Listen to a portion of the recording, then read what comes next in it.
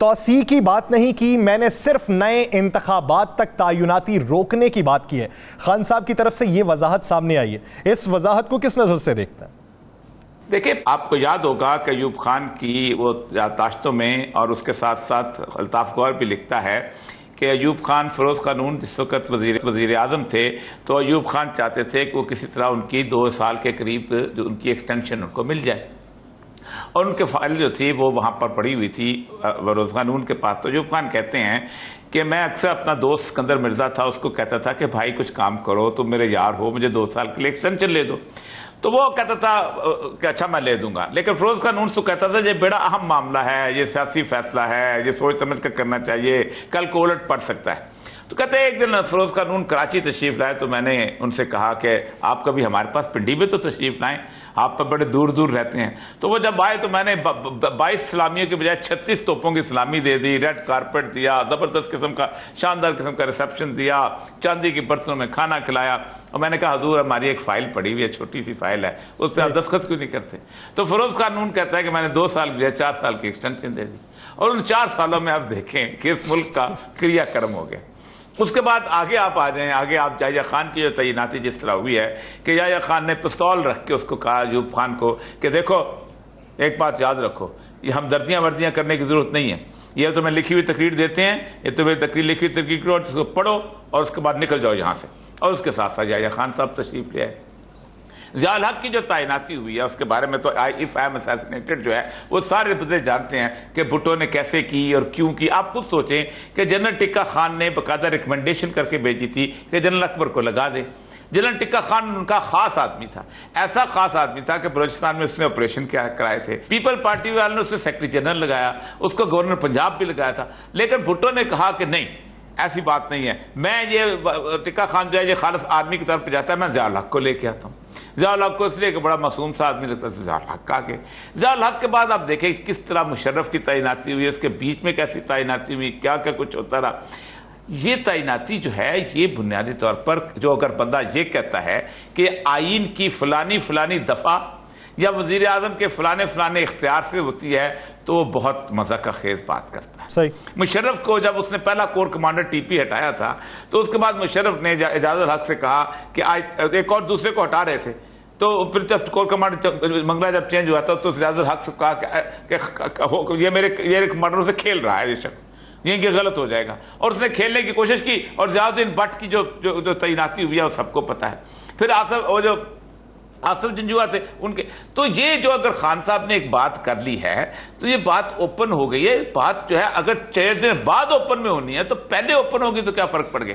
تو یہ کوئی اگر شخص یہ کہتا ہے کہ میرٹ ہوتا ہے تو آئین ہوتا ہے تو قانون ہوتا ہے، وہ یار پاکستان کے ساتھ مذاق مت کرو۔ تو خان صاحب نے جو ایک بات کی ہے وہ بات ان کی طرف سے کون مانتا ہے کون نہیں مانتا ہے۔ صحیح۔ ہو سکتا ہے کہ یہ کرتے وقت جو موجودہ وزیر اعظم کرنے لگے تو کوئی اور صورتحال پیدا ہو جائے، یہ کرنے لگے تو کوئی اور بن جائے۔ تو یہ ایک گفتگو کی بات ہے، تعیناتی جو ہے وہ وقت پہ اپنے حساب سے ہو ہی جانی ہوتی ہے۔ صحیح۔ صابر شاکر صاحب آپ کیا سمجھتے ہیں توسیع اور تعیناتیوں کو لے کر اسے پولیٹیسائز کرنے کا ٹرینڈ کب ختم ہوگا؟ یہ ٹرینڈ تو ختم ہوگا جب یہ اس کو سیاسی غیر سیاسی بنا دیا جائے۔ ان فیکٹ معاملہ یہ ہے کہ یہ بند کمروں میں یہ بات ہو رہی تھی، اور یہ سب نے ہی ایکسٹینشن کا جو کارڈ ہے وہ سینے سے لگایا ہوا تھا، ڈرائنگ روم میں بات ہو رہی تھی۔ پیپلز پارٹی اپنے طور پہ زرداری صاحب کے پاس بھی یہ کارڈ لے کے پھر رہے تھے، شہباز شریف صاحب بھی، نواز شریف صاحب بھی، اور ساتھ ہی ساتھ دوسری سائڈ پہ بھی کیونکہ خرم دستگیر نے بہت زیادہ بات کی، جاوید لطیف صاحب نے کی، وفاقی وزراء مسلسل باتیں کر رہے ہیں کہ یہ معاملہ صرف نومبر کا معاملہ تھا، یہ باقی سب کچھ جو کچھ ہمیں نظر آ رہا ہے یہ ساری چیزیں اس طرح سے نہیں ہیں۔ تو جب یہ ساری چیزیں آ رہی ہیں تو ابھی تک کسی بھی سائڈ سے وضاحت کہنا چاہیے، کلیریفیکیشن نہیں آئی کہ آپ پرانا موقف پہ قائم ہے کہ نہ ہی ایکسٹینشن لی جائے گی اور نہ ہی مانگی جائے گی نہ ہی لی جائے گی ہر 2 صورتوں میں، اور 29 نومبر کو جب باجوہ صاحب ریٹائر ہو جائیں گے باعزت طریقے سے۔ تو یہ کنفیوژن ہر جگہ پائی جاتی ہے، پاور کوریڈورز میں یہ کنفیوژن بہت پائی جا رہی ہے، اور ساری پالیٹکس جو اس وقت ہے وہ ساری گھوم رہی ہے 29 نومبر کے ارد گرد، کیونکہ मुस्लिम लीग नवाज ने सबसे पहले ये जो राज फाश किया और खुर्रम दस्तगीर साहब ने आके और जावेद लतीफ़ साहब ने आके कि भाई मामला कोई मईशत का या गवर्नेंस वगैरह का नहीं था, मामला था असल में नवंबर के आखिरी हफ्ते की अपॉइंटमेंट। और उसके बाद फिर मरीम बीबी ने भी अपनी ख्यालात का इजहार किया कि कैसा होना चाहिए और कैसा नहीं होना चाहिए। तो अब खान साहब के पास हो सकता है कोई इंफॉर्मेशन हो इसके बारे में, और उन्होंने भी इस कार्ड को ओपन कर दिया और 24 घंटे से ज़्यादा का वक्त गुजर चुका है, लेकिन इस पर किसी किस्म का कोई तबसरा नहीं आ रहा, कोई प्रेस कॉन्फ्रेंस नहीं हुई, कोई ट्वीट नहीं हुई किसी भी किस्म की। इत्तेहादी जमातें भी मौजूद हैं, सब के सब मौजूद हैं। और फिर सबसे बढ़कर ये कि जिनसे मुताल्लिक बात हुई ISPR से भी किसी किस्म का कोई रद्द अमल सामने नहीं आया। तो जब ये सारी चीज़ें हो रही हैं और एक बिल्कुल सन्नाटा सा छाया हुआ है, इसका मतलब ये है कि ये काफ़ी संजीदा नौयत का मामला है और इस पे कोई कमेंट करने के लिए भी तैयार नहीं है। तो देखते हैं कि आने वाले दिनों में इस पे किस तरीके से रिएक्ट किया जाता है। क्या ये खान साहब ने हमें हवा में बात की है, क्योंकि उन्होंने आज जो बात की है उसकी मज़ीद वजाहत कर दी है कि ये औरिया मकबूल जान साहब क्योंकि रह चुके हैं ब्यूरोक्रेट, तो उनको पता है इसका क्या मतलब है। वो कहते हैं कि एक्सटेंशन सब्जेक्ट टू इलेक्शन है। तो ये बड़ी क्लियर बात है कि ये गैर मशरूत तौर पे कोई ऐसी बात नहीं है, बल्कि इसका मतलब बड़ा क्लियर कर दिया उन्होंने आज कि ये सब्जेक्ट टू इलेक्शन है। सही।